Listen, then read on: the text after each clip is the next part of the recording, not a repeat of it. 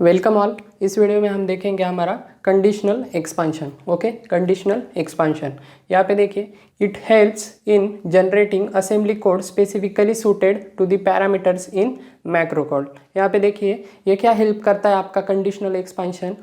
मतलब यहाँ पे क्या होता है कि आपका जो भी एक्सपांशन है वो पैरामीटर्स में जो भी आपके मैक्रो कॉल्स दिए हैं उसके अनुसार क्या करता है, बनाता है। ठीक है, अब यहाँ पे देखिए इसके नाम में ही उसका मीनिंग है कंडीशनल एक्सपांशन। ठीक है, यहाँ पे देखिए कंडीशनल एक्सपांशन, इस प्रोसेस के लिए हमें क्या लगते हैं, दो स्टेटमेंट की ज़रूरत होती है। यहाँ पे देखिए we use AIF and AGO statement to achieve conditional expansion. ठीक है, दो स्टेटमेंट के जरिए हम ये अचीव कर सकते हैं। ठीक है, एक भी हो सकता है, दो भी हो सकते हैं। ठीक है, लेकिन इन दोनों की मदद से हम क्या कर सकते हैं, अचीव कर सकते हैं।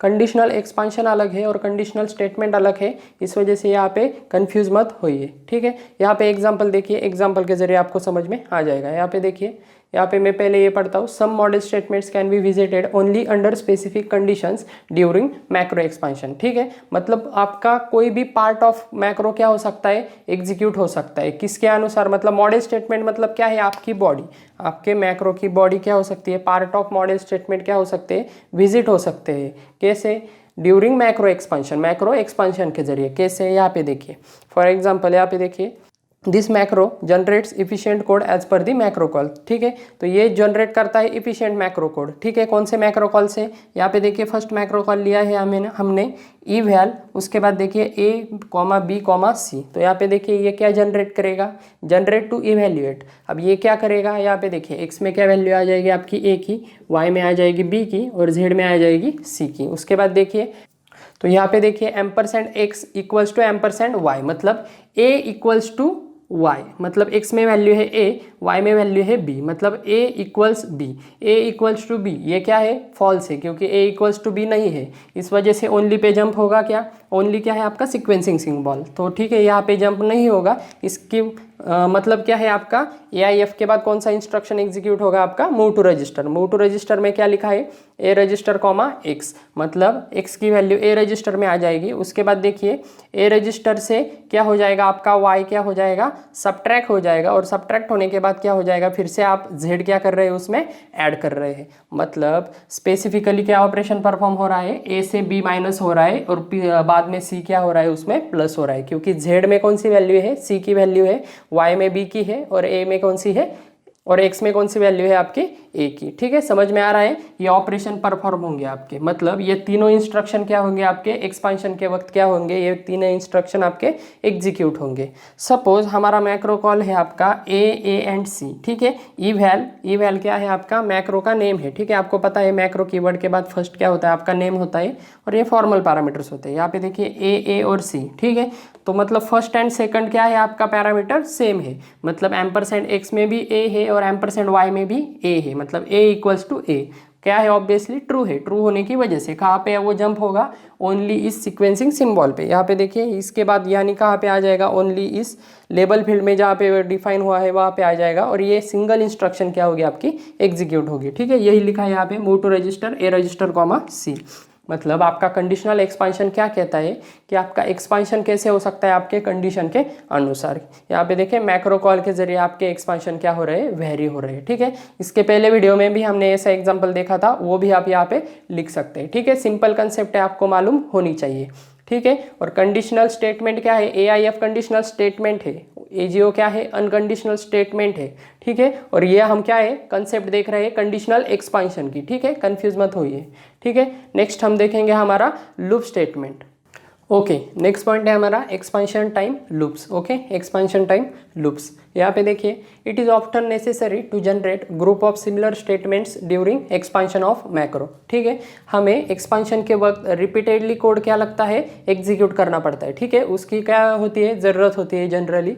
तब हम क्या करते हैं, एक्सपांशन टाइम लूप्स, इस कंसेप्ट का क्या करते हैं, हम यूज़ करते हैं। मतलब इस कंसेप्ट में क्या होता है, रिपीटेडली कोड हम क्या कर सकते हैं, यूज़ कर सकते हैं। कैसे, ठीक है, यहाँ पे देखिए this is achieve by writing expansion time loop in a macro which visits some model statements repeatedly during macro expansion. ठीक है, अब ये इस मेथड के जरिए हम क्या करते हैं, आपके मॉडल स्टेटमेंट को विजिट करते हैं और रिपीटेडली आपका मैक्रो एक्सपांशन क्या होता है, रिपीटेडली कोई कोड क्या होता है, जनरेट होता है। ठीक है, कैसे होता है, मतलब कुछ मॉडल स्टेटमेंट को क्या होते हैं, हम रिपीटेडली विजिट करते हैं। ठीक है, स्पेसिफिक मॉडल स्टेटमेंट को ही सिर्फ। ठीक है, कैसे, यहाँ पे देखिए, it can be return using expansion time variable EV. ठीक है, मतलब ये कैसे लिखा जाता है, एक्सपांशन टाइम वेरिएबल से भी हम लिख सकते हैं, and expansion time statement AIF and AGO, इनसे भी हम क्या कर सकते हैं, लिख सकते हैं। ठीक है, वेरिएबल आपको पता है local and global, and expansion time statement आपको पता है AIF, AGO एंड ANOP। ठीक है,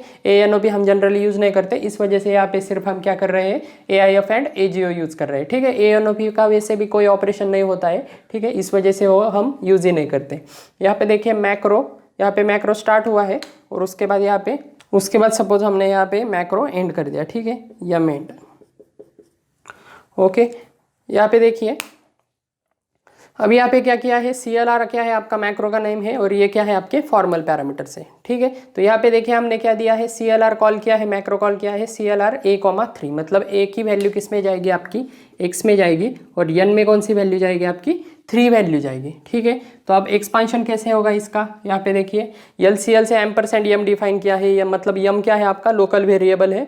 उसके बाद देखिए उसकी वैल्यू किसको सेट की है, आपकी 0 को। ठीक है, मैं यहाँ पे लिख देता हूँ आपको समझने के लिए, यम की वैल्यू किसको सेट की है हमने, 0 को। नेक्स्ट देखिए move to register A register comma is equals to 0, मतलब 0 हम क्या कर रहे हैं, मूव कर रहे हैं, किसमें, आपके A रजिस्टर में। ठीक है, ये क्या है, आपको पता है, इसको हम क्या कहते हैं, लिटरल्स कहते हैं। लिटरल्स की वैल्यू क्या होती है, फिक्स होती है। हमें अगर डायरेक्टली वैल्यू देनी है तो हम क्या करते हैं, ऐसा यूज करते हैं स्टेटमेंट। मतलब अब A रजिस्टर में कौन सी वैल्यू आ जाएगी, आपकी A रजिस्टर में आपकी वैल्यू आ गई है आपकी 0। नेक्स्ट देखिए, नेक्स्ट क्या है आपका, मूव टू मेमोरी। ठीक है, अब यहाँ पे देखिए मूव टू मेमोरी क्या कर रहा है, ये क्या है, आपका सीक्वेंसिंग सिंबल है। ठीक है, सीक्वेंसिंग सिंबल क्या किया है, यहाँ पे डिफाइन किया है। ठीक है, लेकिन हमारा जंप स्टेटमेंट अब तक नहीं आया है, जो क्या है बाद में आएगा। यहाँ पे देखिए उसके बाद क्या हो रहा है, move to memory A register comma M%X plus M%M। अब यहाँ पे देखिए X में क्या वैल्यू है, आपकी A की वैल्यू है। ठीक है, A मतलब उसके बाद क्या होगा, ठीक है, ये स्टेटमेंट एग्जीक्यूट हुआ है आपका, A register is equals to 0, तो ये हमने ले लिया। नेक्स्ट देखिए M%X प्लस M%M, मतलब ये क्या हो रहा है, मूव टू मेमोरी का स्टेटमेंट एग्जीक्यूट हो रहा है, जिसमें M%X में क्या वैल्यू है, आपकी A की वैल्यू है, और उसके बाद देखिए प्लस M%M। अब M की वैल्यू हमने किसको सेट की थी, ऑलरेडी 0 को सेट की थी, मतलब यहाँ पे क्या होगा, A प्लस 0 होगा। ठीक है, समझ में आ रहा है। नेक्स्ट देखिए, नेक्स्ट क्या होगा आपका, M% की वैल्यू हम क्या कर रहे हैं, फिर से सेट कर रहे हैं, मतलब जो ऑलरेडी वैल्यू थी वो हम क्या कर रहे हैं, और राइट कर रहे हैं। यहाँ पे देखिए या M% प्लस 1, मतलब जो भी वैल्यू है उसके में क्या कर रहे हैं, हम 1 ऐड कर रहे हैं, मतलब यहाँ पे 0 की वैल्यू क्या हो जाएगी, आपकी 1 हो जाएगी, यम की वैल्यू। ठीक है, लोकल एक्सपांशन वेरिएबल यम की वैल्यू 1 हो जाएगी। नेक्स्ट देखिए AIF क्या कर रहा है, M%M not equals to M%N। ठीक है, तो ये क्या स्टेटमेंट है, आप यहाँ पे देखिए M% की क्या वैल्यू है, आपकी M% में आपकी वैल्यू है 1, मतलब क्या चेक कर रहा है आप, 1 इज नॉट इक्वल्स टू। ठीक है, नॉट इक्वल्स टू क्या चेक कर रहा है, M%N। अब N में क्या वैल्यू है आपकी, N चेक कीजिए, N में ऑलरेडी हमने क्या स्टोर किया था, 3 स्टोर किया था, कैसे, कॉलिंग से। ठीक है, एक्चुअल पैरामीटर से N में क्या वैल्यू थी, 3, तो यहाँ पे चेक कीजिए 1 is not equals to 3, check कीजिए ट्रू है या फॉल्स है, ऑब्वियसली क्या है, ट्रू है। 1 इज नॉट इक्वल्स टू 3 क्या है, ट्रू है, इस वजह से आपको क्या होगा, ये कंडीशन ट्रू है। समझ में आ रहा है, नॉट इक्वल्स टू ये कंडीशन क्या है, ट्रू है, इस वजह से कहाँ पे जंप होगा, मोर पे जंप होगा, मतलब AIF से कहाँ पे जंप होगा, डॉट मोर इस सीक्वेंसिंग सिंबल पे क्या होगा, लेबल फील्ड में जंप होगा। फिर से क्या कर रहा है ये लेबल फील्ड, आपका move to memory instruction execute कर रहा है, जिसमें हम क्या कर रहे हैं, A रजिस्टर की वैल्यू किस में मूव कर रहे हैं, आपके M%X प्लस M में। ठीक है, फिर से आप देखिए M%X में क्या वैल्यू है, आपकी A की ही वैल्यू है। ठीक है, सेकंड स्टेटमेंट हम एग्जीक्यूट कर रहे हैं, ये हो गया था आपका एग्जीक्यूट, जिसमें क्या किया था आपने, A प्लस 0 किया था। नेक्स्ट देखिए A प्लस क्या हो रहा है, आप M%M में क्या वैल्यू है, यम चेक कीजिए, यम में वैल्यू है 1, मतलब ए प्लस क्या होगा यहाँ पे एग्जीक्यूट आप 1 होगा, मतलब ये स्टेटमेंट क्या होगा आपका एग्जीक्यूट होगा। फिर से यम की वैल्यू क्या होगी +1 होगी। सेट इस कीवर्ड से या इस स्टेटमेंट से हम क्या करेंगे, यम की वैल्यू क्या करेंगे यम +1 से सेट करेंगे, मतलब 1 की वैल्यू फिर से 2 हो जाएगी।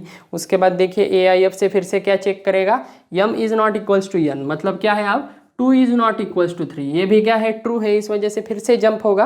और जंप होने के बाद फिर से क्या होगा यहाँ पे ए प्लस क्या होगा, अब 1 की बजाय यहाँ पे यम में वैल्यू है 2, यहाँ पे देखिए तो यहाँ पे क्या एग्जीक्यूट होगा आपका a+2। समझ में आ रहा है। उसके बाद देखिए फिर से हम क्या करेंगे, यम की वैल्यू यम से क्या करेंगे +1 करेंगे, ठीक है, सेट कीवर्ड से, सेट या सेट इस स्टेटमेंट से, ठीक है। तो यहाँ पे देखिए 2 की वैल्यू क्या हो जाएगी आपकी यम की 3 हो जाएगी। फिर से AIF स्टेटमेंट में आएंगे। अब यहाँ पे देखिए यम नॉट इक्वल्स टू n, अब यम की वैल्यू है आपकी 3, मतलब 3 नॉट इक्वल्स टू 3, क्योंकि ओरिजिनल n की वैल्यू क्या है आपकी 3 है और यम की वैल्यू क्या है आपकी 3 है। तो 3 नॉट इक्वल्स टू 3 क्या है, ऑब्वियसली फॉल्स है, इस वजह से आपका यम एंड स्टेटमेंट एग्जीक्यूट होगा, नेक्स्ट इंस्ट्रक्शन एग्जीक्यूट होगा। जंप होगा क्या सीक्वेंसिंग सिंबल को, नहीं होगा, आपका प्रोग्राम क्या हो जाएगा यहाँ पे क्लोज हो जाएगा। तो समझ में आ रहा है कितने स्टेटमेंट एग्जीक्यूट हुए हैं आपके, यहाँ पे फर्स्ट कंपल्सरी होगा, उसके बाद देखिए 1 2 एंड 3, ठीक है, समझ में आ रहा है। अगर हमने n में वैल्यू दी होती 2, मतलब a,2 दिया होता, तो सिर्फ कौन से इंस्ट्रक्शन एग्जीक्यूट होते आपके, ये a+0 तक एंड a+1, मतलब सिर्फ इतने ही इंस्ट्रक्शन आपके क्या होते एग्जीक्यूट होते। समझ में आ रहा है, क्योंकि +1 होने के बाद 2 होने के बाद ये क्या होती कंडीशन, ये कंडीशन क्या हो जाती फॉल्स हो जाती, और उसके बाद क्या होता यम एंड हो जाता, ठीक है। मतलब आपके इस कंडीशन के अनुसार आपके एग्जीक्यूशन क्या हो रहे हैं चेंज हो रहे हैं। लेकिन यहाँ पे देखिए एग्जीक्यूशन का प्रोग्राम नहीं है हमारा, किसका प्रोग्राम है, कंडीशन चेकिंग का नहीं है यहाँ पे प्रोग्राम, किसका है आपका लूपिंग का है। यहाँ पे देखिए जंप हो रहा है फिर से एग्जीक्यूट हो रहा है, जंप हो रहा है फिर से एग्जीक्यूट हो रहा है, ठीक है, समझ में आ रहा है। यहाँ पे क्या हो रहा है लूप क्रिएट हो रहा है। तो यही था आपका एक्सपांशन टाइम लूप का एग्जाम्पल, ठीक है।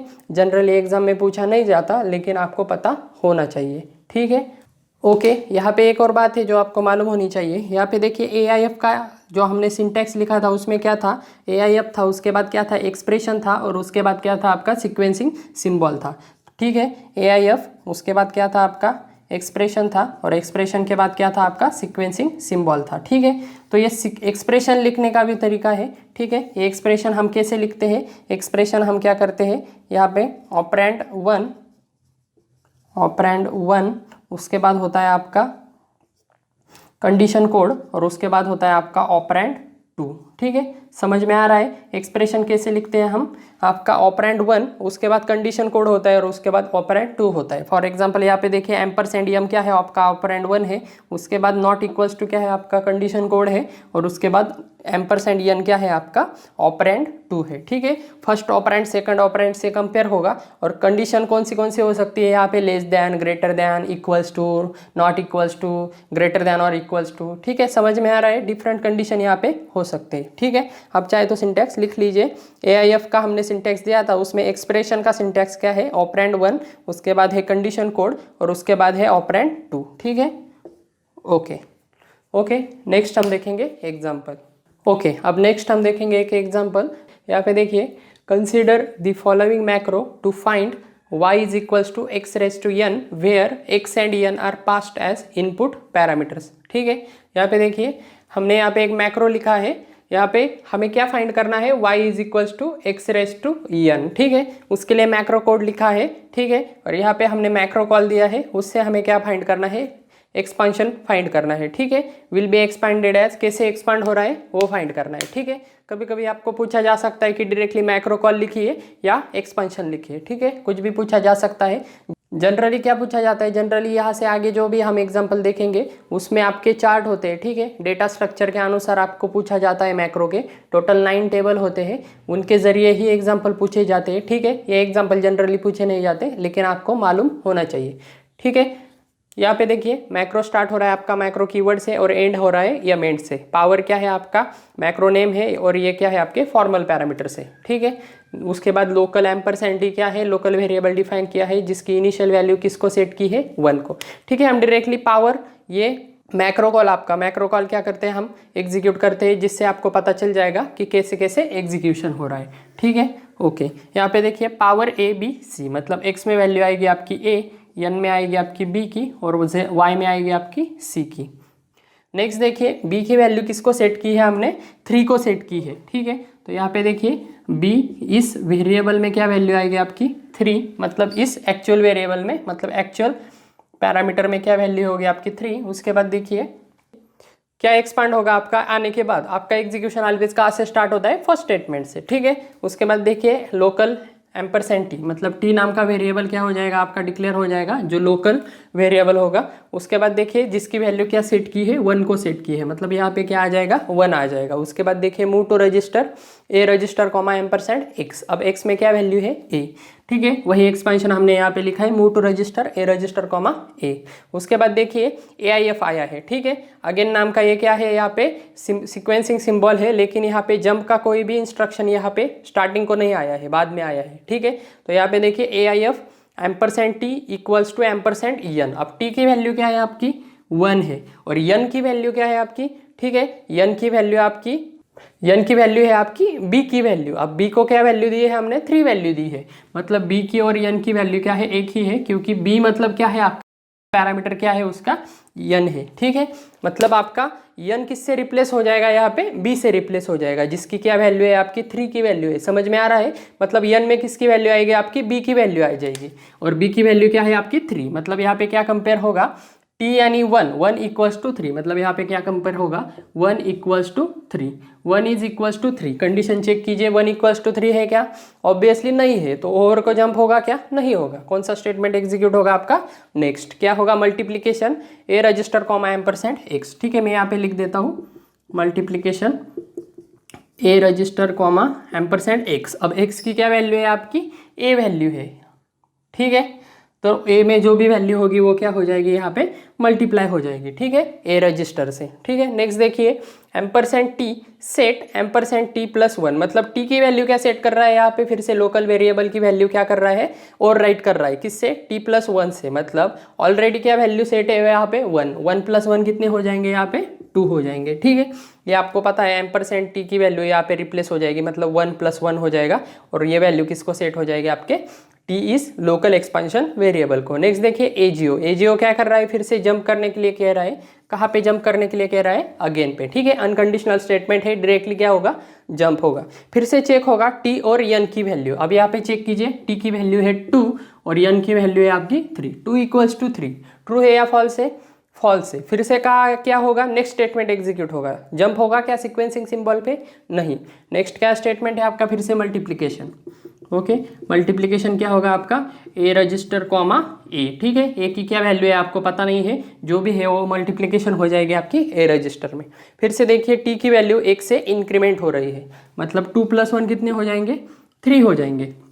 नेक्स्ट देखिए नेक्स्ट क्या चेक कर रहे हैं हम, फिर से एजीओ से क्या कर रहे हैं, अगेन पे जंप कर रहे हैं। फिर से देखिए टी इक्वल्स टू एन, मतलब यहाँ पे क्या चेक होगा, टी की वैल्यू है आपकी 3 इक्वल्स टू एन की वैल्यू है आपकी 3, ठीक है। एन की वैल्यू क्या है आपकी फिक्स 3 ही है। नेक्स्ट देखिए 3 इक्वल्स टू 3 क्या है, ट्रू है, इस वजह से कहाँ पे जंप होगा, लेबल ओवर इस सीक्वेंसिंग सिंबल लेबल फील्ड पे क्या होगा हमारा जंप होगा, मतलब ओवर से कहाँ पे जंप होगा, यहाँ पे जंप होगा और ये स्टेटमेंट क्या होगा आपका एग्जीक्यूट होगा। क्या स्टेटमेंट है यहाँ पे देखिए move to register, move to register के बाद क्या है, मूव टू रजिस्टर, उसके बाद ए रजिस्टर कॉमा क्या है एम्परसेंट वाई, और वाई में क्या वैल्यू है आपकी, वाई में वैल्यू है आपकी सी, मतलब ए रजिस्टर कॉमा सी। ये क्या होगा आपका सिंपली एग्जीक्यूट होगा, ठीक है। समझ में आ रहा है। यहाँ पे देखिए b की वैल्यू हमने 3 दे दी थी, तो यहाँ पे देखिए n की वैल्यू आ जाएगी 3, ठीक है। x में आप कोई भी वैल्यू दे दीजिए, ठीक है। अगर हमने मतलब ये क्या हो रहा है, मल्टीप्लिकेशन क्या हो रहा है, 2 बार मल्टीप्लिकेशन हो रहा है, मतलब सपोज हमारा ये कोड सही है क्या नहीं हम चेक करते हैं, ठीक है। y की वैल्यू हमने सपोज, ठीक है, y इज इक्वल्स टू हमें क्या निकालना है, x रेस टू n निकालना है, ठीक है, x पावर n। तो यहाँ पे देखिए x की वैल्यू, b की वैल्यू क्या है आपकी 3 है, मतलब पावर की वैल्यू क्या है यहाँ पे हमने फिक्स कर दी है 3, ठीक है, क्योंकि n की वैल्यू क्या है, b की वैल्यू है, मतलब यहाँ पे 3 फिक्स है, ठीक है। x रेस टू 3 ये फिक्स है, ठीक है। अब x की वैल्यू आप पे डिपेंड है, ठीक है। अगर हमने यहाँ पे a दे दिया, ठीक है, अगर हमने यहाँ पे दे दिया वैल्यू 1, सपोज हमने a की वैल्यू दे दी 1, तो ये 1 वैल्यू आपकी जो a की वैल्यू है ये 1 वैल्यू आपकी कहाँ जाएगी, x में जाएगी। ठीक है, तो यहाँ पे चेक कीजिए, a की वैल्यू हमने पास कर दिया अगर 1, तो यहाँ पे क्या आएगा, 1 आएगा, यहाँ पे फिर से 1 आएगा। मतलब आपकी a की वैल्यू का पहले कहाँ पे मूव हो जाएगी, आपकी a रजिस्टर में, मतलब 1 वैल्यू कहाँ आ जाएगी आपके। ठीक है, यहाँ पे मैं दे देता हूँ, a रजिस्टर में वैल्यू आ जाएगी आपकी 1।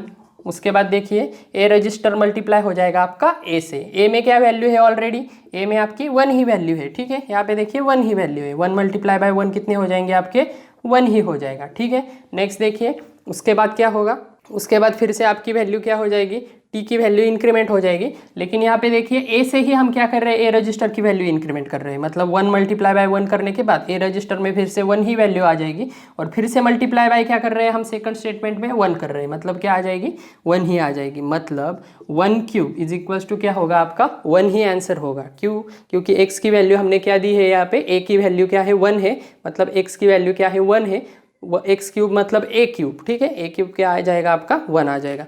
सपोज हमने एक्स में वैल्यू दे दी 2, तो अब क्या हो जाएगा, यहाँ पे 2 आ जाएगा, और यहाँ पे भी क्या आ जाएगा, एक्स में 2 आ जाएगा। यहाँ पे देखिए मल्टीप्लिकेशन कितने बार हो रहा है, 2 बार हो रहा है। सिंपली मैं लॉजिक बता देता हूँ आपको, मतलब 2 मल्टीप्लाई बाय क्या होगा, 2 होगा। ए रजिस्टर की वैल्यू में ए की वैल्यू पहले ए रजिस्टर में जाएगी, क्योंकि आपका रजिस्टर और मेमोरी लोकेशन क्या होता है, कंपेयर होता है, और उसी वैल्यू से वही वैल्यू क्या हो रही है, यहाँ पे मल्टीप्लाई हो रही है। कितनी बार, 2 बार मल्टीप्लाई हो रही है, क्योंकि आपका बी की वैल्यू क्या है, बी की वैल्यू आपकी यहाँ पे डिफाइन है 3। ठीक है, कितनी बार मल्टीप्लिकेशन होगा, 2 बार, मतलब 2 मल्टीप्लाई बाय 2 कितना होगा, 4 होगा, और ये रिजल्ट कहाँ पे स्टोर हो जाएगा आपका, ए रजिस्टर में। ठीक है, समझ में आ रहा है। उसके बाद क्या होगा, उसके बाद देखिए ए रजिस्टर किससे मल्टीप्लाई होगा, सेकंड टाइम फिर से ए से मल्टीप्लाई होगा। अब ए की वैल्यू क्या है, आपकी फिक्स वैल्यू है जो हमने दी थी यहाँ पे 2, तो उसी वैल्यू से अगर मल्टीप्लाई किया तो कितना आ जाएगा, 8 आ जाएगा। मतलब 2⁻3, इसका आंसर क्या आ जाएगा आपका, 8 आ जाएगा। समझ में आ रहा है लॉजिक। अगर 3⁻3 हमें अगर निकालना है तो ए की वैल्यू कितनी हो जाएगी, 3 हो जाएगी। यहाँ पे देखिए मल्टीप्लिकेशन कैसा होगा, 3 मल्टीप्लाई बाय 3 होगा, इसका आंसर आएगा 9, जो कि इसमें स्टोर हो जाएगा आपके ए रजिस्टर में, और ये 9 फिर से मल्टीप्लाई हो जाएगा आपका ए से, मतलब 3 से। 9 मल्टीप्लाई बाय 3 कितना आ जाएगा आपका, 27, जो क्या है आपका 3 का क्यूब है। ठीक है, समझ में आ रहा है। इसका आंसर क्या है, 27। मतलब आपका लॉजिक सही है। ये मैक्रो क्या है, इसी प्रोग्राम का आउटपुट क्या होता है, यहाँ से जनरेट होता है। ठीक है, तो आई होप आपको समझ में आया होगा। ठीक है, सिंपल एग्जांपल है। ओके, और लास्ट का स्टेटमेंट देखिए आप, ए रजिस्टर की वैल्यू हम कहाँ पे मूव कर रहे हैं, सी को मूव कर रहे हैं। ठीक है, मतलब जो भी आपका रिजल्ट होगा, आपने अगर 3 वैल्यू दी होगी ए की तो क्या आएगी आपकी 27 रिजल्ट आएगा, 2 दी होगी तो 8 आएगा, 1 दी होगी तो 1 ही आएगा। ठीक है, जो भी रिजल्ट आएगा आपके सी में क्या हो रहा है, मूव हो रहा है, मतलब हम वाई में क्या कर रहे हैं, मूव कर रहे हैं। यानी आपका वाई इज इक्वल्स टू क्या आना चाहिए, x⁻n आना चाहिए। ठीक है, मतलब आपका y में क्या होना चाहिए, रिजल्ट स्टोर होना चाहिए। ठीक है, मतलब आपका कोड क्या है, करेक्ट है। ठीक है, जनरली ऐसे एग्जांपल आजकल नहीं पूछे जाते। ठीक है, तो आई होप आपको ये एग्जांपल समझ में आ गया होगा। इसके बाद हम देखेंगे हमारा नेक्स्ट पॉइंट जो रह गया है हमारा, एट्रीब्यूट्स ऑफ पैरामीटर्स।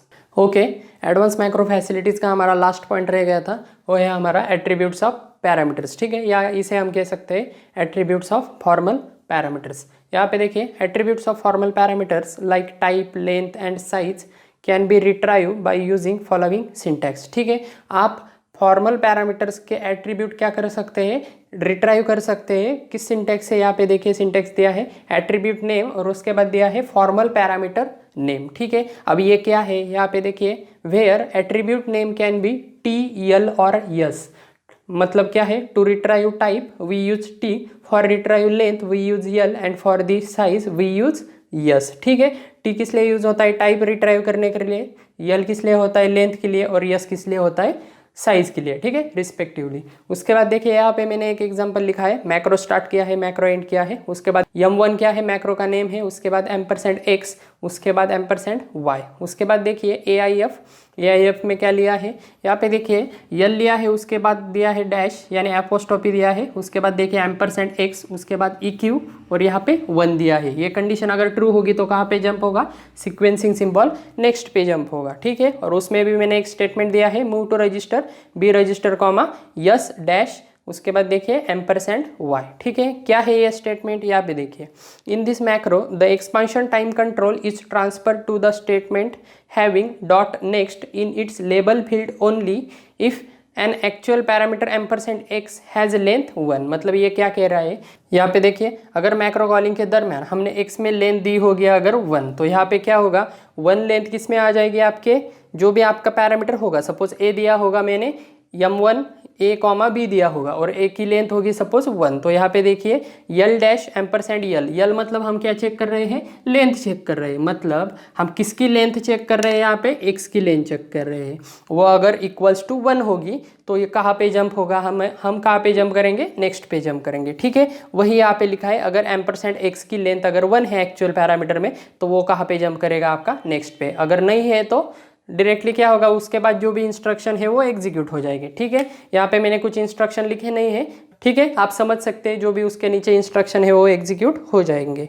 नेक्स्ट देखिए अगर, और इस स्टेटमेंट का क्या मीनिंग है, यहाँ पे देखिए मूव टू रजिस्टर का, the meaning of move to register B register comma S dash m%y। ठीक है, यस डैश m%y, इसका क्या मीनिंग है, the meaning of move to register b register comma yes dash m%y is size of m%x is store into b register। अब यहाँ पे क्या हो रहा है, यस चेक हो रहा है, मतलब सिंपली क्या हो रहा है, साइज चेक कर रहा है। मतलब यहाँ पे y की साइज, ठीक है, किसकी साइज चेक कर रहा है, वो y की साइज। और इस मूव टू रजिस्टर ये इंस्ट्रक्शन क्या करता है आपको पता है, मेमोरी फील्ड कहाँ पे आपका कॉपी करता है, मतलब मूव करता है कंटेंट बी रजिस्टर में। ठीक है, बी रजिस्टर दिया है मतलब इस रजिस्टर में क्या करेगा, मूव करेगा। वही लिखा है यहाँ पे size of m%y is stored into B register. और नेक्स्ट देखिए here value of attribute of corresponding actual parameter consider. ठीक है, यहाँ पे जो भी हम y की वैल्यू कंसीडर कर रहे हैं, x की वैल्यू कंसीडर कर रहे हैं, वो कौन सी होगी, आपके एक्चुअल पैरामीटर की वैल्यू होगी। मतलब मैक्रो कॉल में हम जो भी देंगे m1 a कॉमा b, तो a की और b की जो वैल्यू होगी वो यहाँ पे x एंड y की क्या होगी, कंसीडर होगी। ठीक है, समझ में आ रहा है। ये लास्ट पॉइंट हमारा रह गया था parameters, attributes of parameters. T किस लिए यूज होता है, टाइप के लिए, L for length and S for size. ठीक है, जनरली हम ये यूज नहीं करते हमारे एग्जाम्पल में, जो हम अगले वीडियो में देखेंगे, प्रॉपर एग्जाम्पल देखेंगे, लेकिन फिर भी आपको मालूम होना चाहिए। ठीक है, ओके, तो फिलहाल इस वीडियो में इतना ही था। Thank you.